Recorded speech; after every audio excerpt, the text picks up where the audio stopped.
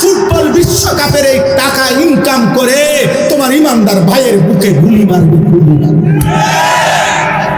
ইমানদারের রক্ত ঝরাবে, তোর টাকা দিবে, তোর টাকা দিবে। একটি বিশ্বকাপ ফুটবল খেলার সাথে শুধু আব্বা এটা খেলা না, তোমার যদি কলিজা থাকে, বিবেক থাকে, তুমি খবর নিও, এই বিশ্বকাপ ফুটবল খেলার সাথে কোটি কোটি কোটি কোটি ডলারের, কোটি কোটি ডলারের মদের বিক্রি হবে। এই খেলার প্রত্যেকটা গ্যালারিতে অজস্র অগণিত মানুষ মদ পান করবে, এর সাথে মদের গভীর সম্পর্ক। 2 নাম্বার, এই ফুটবল খেলার সাথে প্রত্যেকটা দেশে, এই আমেরিকা, কানাডা, মেক্সিকো, এই 3 দেশের যেই প্যাভিলিয়ন মানে যেই গ্যালারিগুলোতে খেলা হবে, প্রত্যেকটার আশেপাশে শত শত হোটেলে নর্তকী নারী ভাড়া থাকবে, যারা জিনা আর ব্যভিচার করবে, যারা পুরুষের সাথে রাত কাটাবে, বিশ্বকাপ উপলক্ষে ইনকাম করবে, ওই ইনকামের ট্যাক্স ওই দেশগুলো উপার্জন করবে। তার মানে এর সাথে নারীর বেশ্যাবৃত্তি, অসভ্যতা, জিনা আর ব্যভিচারের সম্পৃক্ততা আছে। 3 নম্বরে, এই ফুটবল বিশ্বকাপের সাথে কোটি কোটি টাকার অনলাইনে জুয়া, অনলাইনে খেলোয়াড়ের নাম ধইরা, দলের নাম ধইরা জুয়া খেলা হবে। এই জুয়া খেলাতেও সারা পৃথিবী জুড়বে। তাহলে একটি খেলার সাথে খেলাধুলা, এটাও তামাশা। 3 দেশে 3টা বিশ্বকাপে উপলক্ষে উদ্বোধনী অনুষ্ঠান হবে। এই 11 তারিখে অনুষ্ঠানের মধ্যে 3 দেশের উদ্বোধনী অনুষ্ঠানে খেলা হইল ফুটবল, অথচ নাচবে অর্ধ উলঙ্গ নর্তকী, উদ্দাম নাচবে। নাচের সাথে খেলার কি সম্পর্ক আব্বা? ফুটবলের সাথে নর্তকীর দেহের কি সম্পর্ক? বলো না আব্বা। তুমি কি লজ্জা শরমের শেষ অংশটাও ভুলে গেছো? তোমার মায়ের রক্ত ভুলে গেছো? 2 বছরের মায়ের দুধ ভুলে গেছো? তুমি বুঝো না? এটা তো শুধু খেলা না, এর সাথে জুয়া আছে। এটা তো শুধু খেলা না, এর সাথে মদের বোতল আছে। এটা তো শুধু খেলা না, এর সাথে নারীর নাচ আছে। তুমি দেখো, তুমি দেখো, আজকে তোমরা আজকে খুঁজে নাও, আজকে দেখো, এই প্রথম এই বছর 2026 বিশ্বকাপ ফুটবলে ব্রাজিল সম্পূর্ণভাবে তাদের জার্সি বদলায় ফেলছে। গত পর্যন্ত তাদের 1950 সাল থেকে 2026 সাল পর্যন্ত তাদের যে হলুদ জার্সি ছিল, এই হলুদ জার্সি তারা বদলাইয়া নতুন শেডের জার্সি আনছে। সারা পৃথিবীর অনলাইনে আজকে খবরে আসছে, সারা বিশ্ব আন্তর্জাতিকভাবে, যে ব্রাজিলের ওই জার্সি, নতুন জার্সি যেটা গেঞ্জি আর কি গায়ে দেয়, ওইটার মধ্যে শয়তানের প্রতিকৃতি, শয়তানের আকৃতি, মুখোশ এটার ভিতরে ছাপানো আছে। আমরা চাঁদের দেশে থাকি না, আমরা তোমাদের সচেতন করার জন্য খবর রাখি। আমরা মঙ্গল গ্রহে থাকি না, প্রতিদিন খোঁজ খবর রাখি। বুঝো নাই আব্বা? সারা পৃথিবীর সচেতন মানুষ প্রতিবাদ করছে অনলাইনে, যে ব্রাজিলের এই জার্সির মধ্যে শয়তানের প্রতিকৃতি, শয়তানের মুখোশ এটার ভিতরে আছে। তুমি নালে লেখো, অনলাইনে গুগলে সার্চ দিয়ে লেখো যে ব্রাজিলের 2026 জার্সি নিয়ে বিতর্ক কি, এটা দেখো, তুমি লাগাও, দেখো। বলো ভাই, তাহলে রক্তে যার ঈমান আছে, কলিজার মধ্যে মায়ের পবিত্র রক্ত যার আছে, ওই বেঈমানদের সাথে আমাদের কি সম্পর্ক? বলো না ভাই। ব্রাজিল আর্জেন্টিনার সাথে আমাদের ঈমানের কোনো সম্পর্ক আছে? আমাদের কালেমার কোনো সম্পর্ক আছে? আমাদের কাবার কোনো সম্পর্ক আছে? আমাদের মদিনার কোনো সম্পর্ক আছে? আমাদের নবীর কোনো সম্পর্ক আছে? আমাদের সাহাবায়ে কেরামের কোনো সম্পর্ক আছে? আমাদের আউলিয়াদের কোনো সম্পর্ক আছে? আমাদের আল্লাহর কোরআনের কোনো সম্পর্ক আছে? আপনার আচ্ছা বাদ দাও, রাখো এটা এবার এক সাইডে। ব্রাজিল আর্জেন্টিনার সাথে আমাদের বাংলাদেশের এই মাতৃভূমির প্রতি যার মায়া আছে, এই বাংলাদেশের আর্থিক, সামাজিক, রাজনৈতিক যে কোনো ক্ষেত্রে কোন দিক দিয়ে মিল আছে? বলো না ভাই, একটা বিবেক বান্ধব। বাংলাদেশের আর্থিক উন্নতিতে বা ব্রাজিল এবং আর্জেন্টিনার সাপোর্ট যদি আমাদের দেশে ব্যাপকভাবে বাড়ে, তো বাংলাদেশের বিদ্যুৎ সমস্যার সমাধান হবে। তেল সমস্যার সমাধান হবে। বাংলাদেশে হত্যা, খুন, ধর্ষণ, 8 বছরের না কন্যা ধর্ষণ, এইভাবে ব্যভিচার, এটা বন্ধ হয়ে যাবে। বলো না ভাই, তো রাষ্ট্রের আর্থিক কি উন্নতি হবে? আখিরাত বাদ দাও, দুনিয়াবি উন্নতি। বলো না ভাই, কি কারণ থাকতে পারে? অসভ্যতারও তো একটা জাতফাত আছে, অসভ্যতারও তো একটা জাতফাত আছে, বেহায়ারও তো একটা জাতফাত আছে। এটা কোন বেহায়ামি? বেহায়ামি এটা কোন অসভ্যতা? বলো। এজন্য প্রত্যাখ্যান করো, বলো ইনশাআল্লাহ। প্রত্যাখ্যান করো, প্রত্যাখ্যান করো, প্রত্যাখ্যান করো। ঝগড়া তো মানায় না, ঝগড়া তো মানায় না। খেলা তো খেলা না, খেলা তো খেলা না। খেলার সাথে মদ আছে, খেলার সাথে নর্তকী আছে, খেলার সাথে জুয়া আছে, খেলার সাথে কোটি কোটি টাকার হারাম বাণিজ্য আছে, হারাম বাণিজ্য। নাউজুবিল্লাহ, নাউজুবিল্লাহ, নাউজুবিল্লাহ। এই পৃথিবীর তোমরা খবর নিয়ে দেখো, প্রত্যেক ফুটবল খেলোয়াড়, এই যারা বিশ্বকাপে খেলবে, তাদের প্রত্যেক খেলোয়াড়ের ডোপ টেস্ট, তাদের নেগেটিভ প্রমাণিত হইতে হবে। অর্থাৎ তাদের শরীরে অ্যালকোহল আছে কিনা, মদের উপস্থিতি আছে কিনা, মদ নেশা করছে কিনা, এটা পরীক্ষার মাধ্যমে প্রমাণ হইতে হবে যে সে মদ পান করে নাই। হ্যাঁ, ডোপ টেস্ট বলে এটারে। অর্থাৎ এখানে যদি সে নেগেটিভ প্রমাণিত হয় তাইলে খেলতে পারবে। যদি শরীরে অ্যালকোহল, মদের উপস্থিতি পাওয়া যায় তাইলে সে বাদ। তাইলে বোঝা গেল ফুটবল খেলার মধ্যে এই খেলোয়াড়রা অসংখ্য যারা নেশা করে, এই নেশা তাদেরকে উত্তাল বানায় ফেলে। এই জন্য এটা পরীক্ষা করে করে বিরত রাখার চেষ্টা করে, কিন্তু বারবারই প্রতিবারে এরকম অসংখ্য দামি দামি খেলোয়াড় বাদ পড়ে। আমি তো নাম বললে আরো কইতাম, কইতাছি না, ইচ্ছা করে নাম ধরে ধরে কইতে হবে। দাগ নম্বর, খতিয়ান নম্বর সহ কত সালের বিশ্বকাপে কে কতজন ডোপ টেস্টে পজিটিভ হয়েছে সব জানি, সব জানি। হ্যাঁ, বিগত কমপক্ষে 2-4-5 বিশ্বকাপের আপডেট বলতে পারবো ইনশাআল্লাহ। অর্থ হলে এই জন্য বলা যে আমরাও তো খোঁজ খবর রাখি। এখানে নৈতিকতার কি?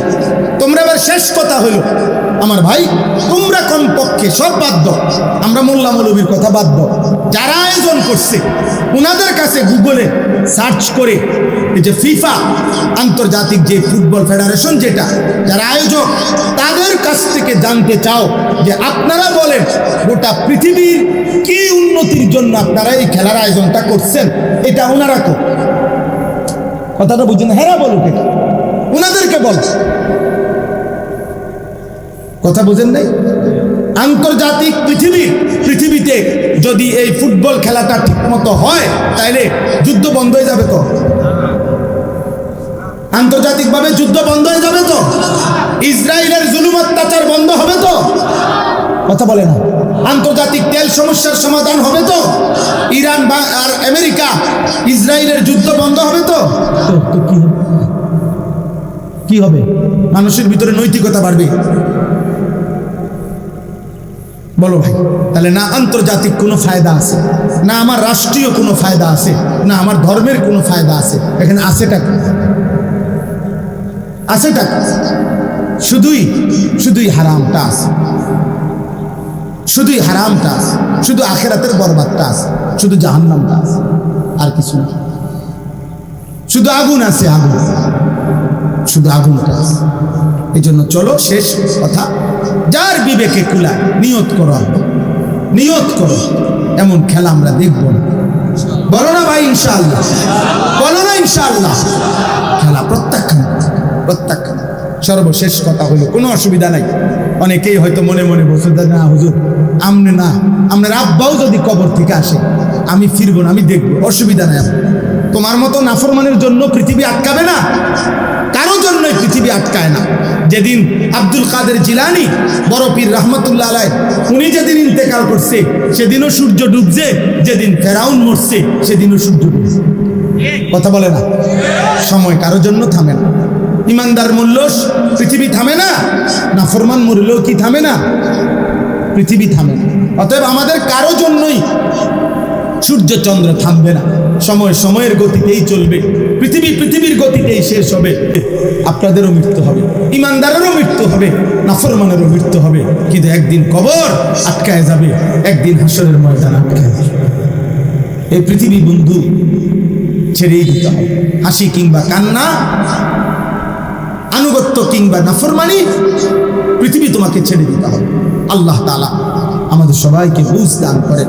আল্লাহ তাআলা এই মাদ্রাসাখানার জন্য মাওলানা সাহেব দোয়া চাইছেন, আল্লাহ তাআলা কবুল করেন, আল্লাহ তাআলা কবুল করেন।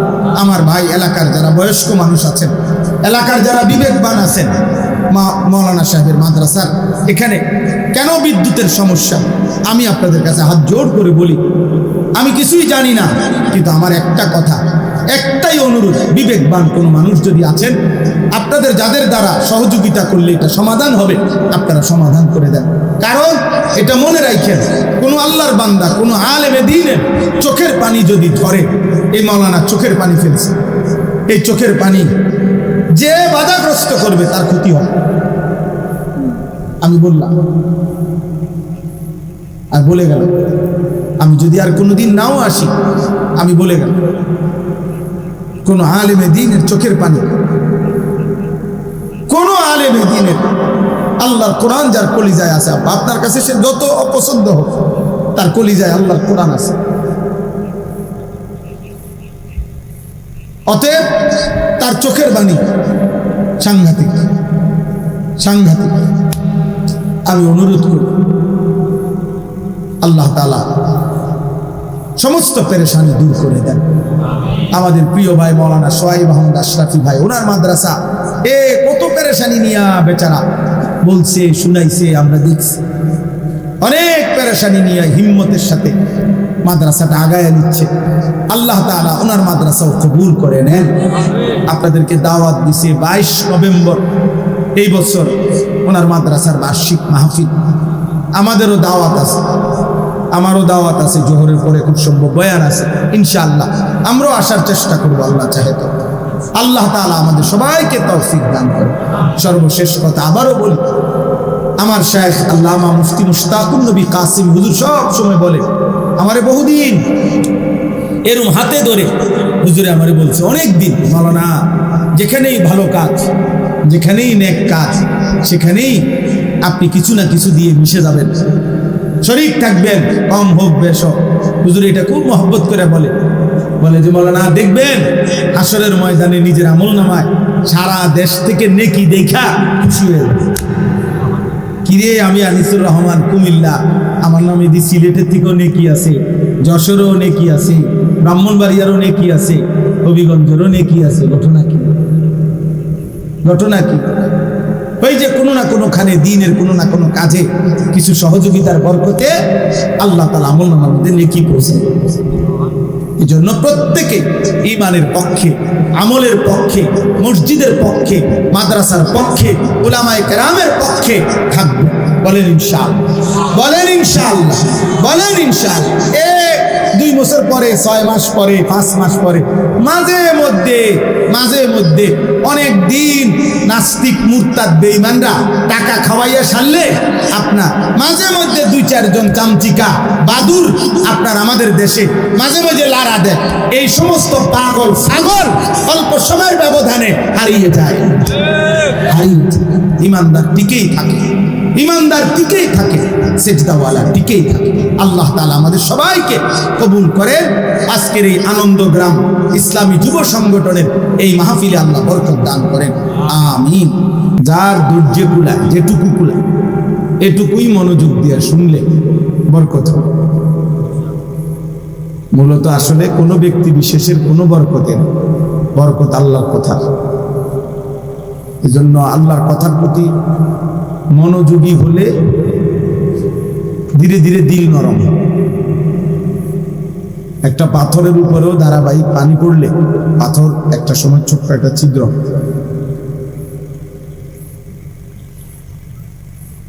এজন্য কোন আল্লাহর বান্দা যদি আল্লাহর কথা মনোযোগ দিয়ে ধারাবাহিক পরপর শুনতে থাকে, তো একটা সময় আল্লাহর দয়া হলে, বান্দার আগ্রহ দেখলে আল্লাহই বান্দার কলিজার ভিতরে আল্লাহর কথা পৌঁছায়। কোরআন কারিমে কথাটা আছে, এই জন্য সবাই মনোযোগ। তোমরা যারা দাঁড়ায় আছো তোমরাও বসো, বা বসো, এও এনেই বসো। জায়গার মিল না হইলে যেমনি সুবিধা হয় এমনিই বসো। জুতার উপরে, দুই জুতা একসাথ করে ওইটার উপরে বসো, কিছুক্ষণ বসে শুনো। যখন কষ্ট বেশি লাগা উঠবে চলে গেলে পারো, অসুবিধা নেই। আমি ব্যক্তিগতভাবে এতে আমার কোনো অসুবিধা নেই, কম বেশি নিয়ে পেরেশানি নেই। সবাই বসে শুনলে বরকত। দুটা জিনিস গুরুত্বপূর্ণ, একটা হলো মনোযোগ দিয়ে শোনা, চলো বসে শুন। বসে শুনলে কলিজায় কথা ঢোকে। হযরত জিবরাইল আলাইহিস সালাম নবীজির কাছে যখন মানুষের আকৃতিতে আসতেন তো বসতেন, এরপরে কথা বলতেন। এটা হাদিসে স্পষ্ট, একদম নবীজির মুখোমুখি হয়ে আদবের সাথে বসতেন, এরপরে কথা বলতেন। অতএব এটা সুন্নাত, এটা আদব। সাহাবায়ে কেরাম নবী সাল্লাল্লাহু আলাইহি সাল্লামের সামনে এসে বসতেন, এরপরে কথা শুনতেন।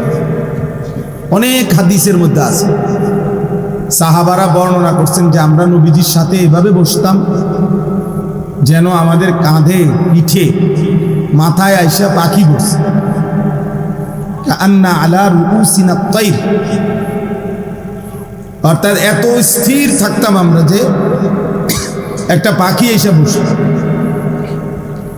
কোন হাদিসে আছে সাহাবী বলছেন এতটাই স্থির আমরা বসতাম মনে হইতো যেন আমাদের মাথা শরীর থেকে আলাদা হয়ে আছে।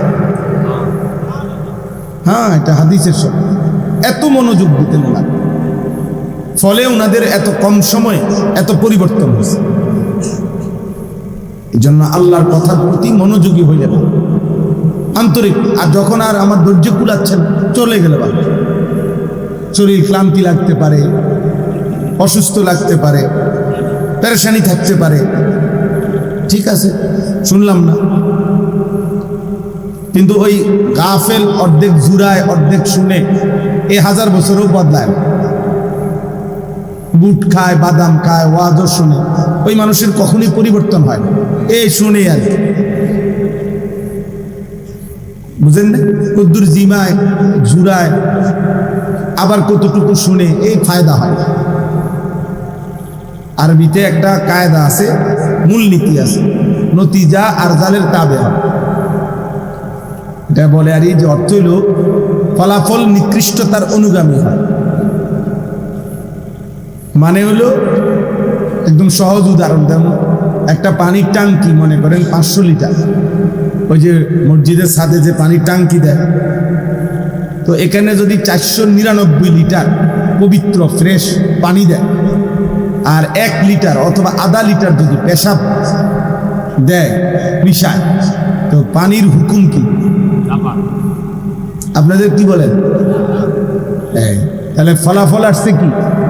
যেটা নিকৃষ্ট ওইটার আলো, অথচ 499 লিটার হইল পবিত্র পানি, কিন্তু এর পরেও 1 লিটার নাপাক পানি পেশাব 499 লিটার পবিত্র পানি কেউ কি করে দিছে? নাফাক করে দিচ্ছে। এইটারে বলে আর বুট আর ওয়াজ, ফলাফল আসবে বুট। হ্যাঁ, বাদাম এবং ওয়াজ, ফলাফল আসবে বাদাম। জুরানি এবং ওয়াজ, ফলাফল আসবে কি? জুরানি।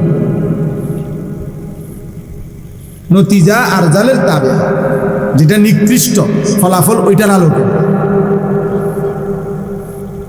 এ অনেক বয়স্ক লোকের অভ্যাস, জুমার দিন শুক্রবারে জুমার বয়ান হয়, উনি বসে বসে জুরায়, একের প্রথম কাতারে বসে এই যে জিমাইতেছে, একের মানে পড়ে যায়, আবার টুফার লাড়া দিয়ে ওঠে, এই 1-8 লাইন শুনে জিজ্ঞাসা করবেন চাচা কি শুনছে? বলবে আল্লাহ কইতারে কি শুনছে, কিছুই বলতে পারতো না। মানে আগাও নাই, গোড়াও নাই, পূর্ব নাই, পশ্চিমও নাই। এই শুনছে যে আগেও পান খাইছি, এখনো পানে খাইতে হইব, এটাই বুঝছি। মুখ পর্যন্ত বন, চা, পান, সুপারি, বিড়ি এ মিলে দিলে কোন রকম ফইরা না থাক। আসলে এটা না, উচিত না। এই জন্য আল্লাহর কথার প্রতি কি হইতে হয় বলেন? আগ্রহ, মনোযোগ হইতে হয়। এতে বরকত হয়। যেই তোমরা ছেলেরাও, প্রিয় ভাই, এমনি বদলায় না মানুষ। তুমি তামসা করবা আর আল্লাহ তোমার অলি বানাই দিবে, তো অলি যারা তারা তো এমনি হয় না। তুমি তামাশা করবা তো আল্লাহ তোমার জোনায়েদ বাগদাদি বানাই দিবে, তো জোনায়েদ বাগদাদি তো এমনি হয় না, ফাজলামি করে হয় না। বলেন হয়েছে? এমনি। তুমি পড়বা না, খামখেয়ালি করবা, আল্লাহ তোমার আলেম বানাই দিবে, তো যুগে যুগে যারা আলেম হয়েছে তারা কি এমনি হয়েছে? তো তোমার বেলায় নিয়ম বদলাবে কেন? বুঝেন নাই কথা? আল্লাহর যত প্রিয় বান্দা হয়েছে তো তারা তো বন্দেগী করে হয়েছে, মেহনত করে হয়েছে, চোখের পানি ফেলেই হয়েছে, কষ্ট করে গুনাহ থেকে বাঁচছে, হিম্মত করছে, তো ফলে আল্লাহ পাকের প্রিয় বান্দা হয়েছে। আরবিতে বলে আর কি, একটা সুন্দর কথা আছে, তারজুন নাজাতা ওয়ালাম তাসলুক মাসলাকাহা আমা তাদরি ইন্নাস সাফিনাতা লা তাজরি ইউবসা। এটা একটা আরবি কবিতা। অর্থ হইল, হে আল্লাহর বান্দা, তুমি মুক্তি চাচ্ছ, নাজাত চাইতেছ, অথচ যে পথে নাজাত সে পথে তো চলছ না। তুমি কি জানো না শুকনায় নৌকা চলে না? ইন্নাস সাফিনাতা লা তাজরি ইউবসা। শুকনার মধ্যে কি নৌকা চলে? তাহলে কোথায় নিতে হয়? তো ঠিক ওই কবি বলতেছে, শুকনায় যেমন নৌকা চলে না, নাফরমানিতে তো আল্লাহ মিলে না, বেআমলিতে তো কি মিলে না? আল্লাহ মিলে, ভাত মিলে, দুনিয়া মিলে, দুনিয়া তো কুত্তারও মিলে, শুকরেরও মিলে, জন্তু জানোয়ারেরও তো দুনিয়া মিলে, কিন্তু আল্লাহ তো মিলে না। এজন্য এটা খুব গুরুত্ব। রাবেয়া বসরি, ওনারও কবিতা আছে, একটা লাইন আছে, উনি বলছেন, লাউ কানা হুব্বুকা সাদিকান লা আতা'তাহু ইন্নাল মুহিব্বা লিমান ইউহিব্বু ইউতা। যে শোনো, যদি তোমার আল্লাহ রসুলের প্রতি ভালোবাসা থাকতো সত্যিকার, তাহলে তো তুমি আল্লাহ রসুলের আনুগত্যই করতে। তুমি কি জানো না যে যাকে ভালোবাসে সে তো তাকেই অনুসরণ করে? ভালোবাসি যাকে, অনুসরণ করে বুঝি আরেকজনকে। বলেন না, বিবেক কি বলে? মানুষ পছন্দ করে যাকে, অনুসরণ তাকে করে না অন্যকে? তাকেই করে, তাকেই করে। এজন্য প্রত্যেকে, ছেলেরা তোমাদেরকে বলি, চুল, চেহারা, লিবাস, পোশাক, চাল চলন, তোমার চেহারাই প্রমাণ করে তুমি কেমন। আলাদা আইডেন্টি করার দরকার, এটা এমনিই তো বোঝা যায়, এমনিই তো বোঝা যায়। বয়স্ক বাবা আপনাদেরকে বলি, আপনারও আখলাক কেমন এটা বুঝার বাকি আছে। আপনি বসে বসে চা দোকানে বিড়ি খান, আপনি কেমন জাতের মানুষ এটা কি না বুঝার কি আছে? আপনি কথায় কথায় গালি দেন, তা আপনি কেমন জাতের মানুষ এটা না বুঝার কি আছে? আমরা কি চিরা খাই না? আমরা বুঝি না? সারা বছর আপনি টেলিভিশনে নাচ গান দেখেন, চা দোকানে আড্ডা দেন, তো আপনার চরিত্র আখলাক কেমন এটা না বুঝার কি আছে? কথা বলেন না? হ্যাঁ, আমাদের গ্রামে একটা সুন্দর কৌতুক আছে, আমার বল আকসামবাড়ি, কুমিল্লা। তো ওইখানে এক বেটা ভাত খাইতেছে বসে বসে, তা আরেকজন আইয়া কিও ভাত নি খাও, কয় না কদুর মাটি কাটি। হেই বেটা, আমি দেখতেছি পরিষ্কার তুমি ভাত খাইতেছ, কত তাহলে দেখলে কষ্ট, তো দেখতেই আসো বেটা ভাত খাই, আবার দেখো ভাত নি খাও, মানে এটা তো বুঝাই যাইতেছে আমি কি খাইতেছি, ভাত খাইতেছি, তো তুমি আবার এটা কি জিগাইলে যে ভাত নি খাও? এই জন্য বলছি উল্টাটা মাটি কাটি। তাইলে বুঝা গেল মানে আপনি কি করছেন, আপনার চাল চলন উঠা বসা এটা কি মানুষ দেখলে বুঝে না? মানুষ আলোকে আলোই বলে, অন্ধকারকে অন্ধকারই বলে। মানুষ অসৎকে অসৎই জানে, সৎকে সতই বলে। মানুষ চোরেরে জোনায়েদ বাগদাদি বলে না, জোনায়েদ বাগদাদিরে চোর বলে না। প্রিয় ভাই, এটা বাবা বুঝতে হবে। এই জন্য আপনার চলাফেরা, আপনার চেহারা, আপনার জিন্দিগি, এটাই আপনার জীবনের সার্টিফিকেট।